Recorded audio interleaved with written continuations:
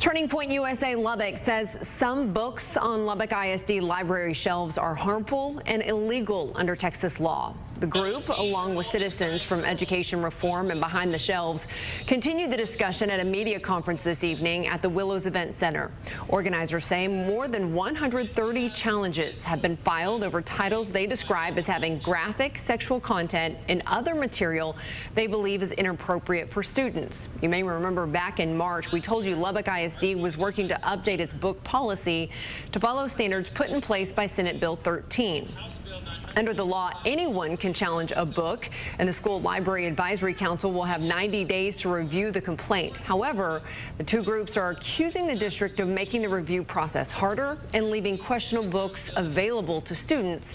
And tonight, they say they brought proof.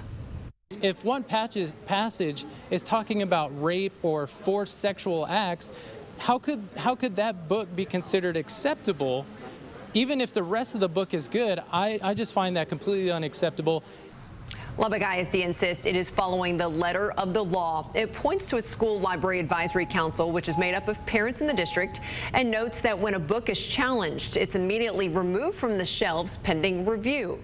A notice from the district also reminds parents bringing a book to a school board meeting does not constitute a proper challenge. At the end of the day, parents have the ultimate choice about what their child reads and what their child sees in the library. We communicate with parents on a regular basis.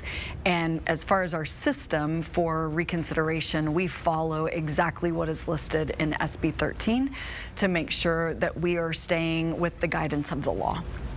The district wants parents to know you can review the library's catalogs anytime, even online. It also notifies parents anytime a child checks out a book.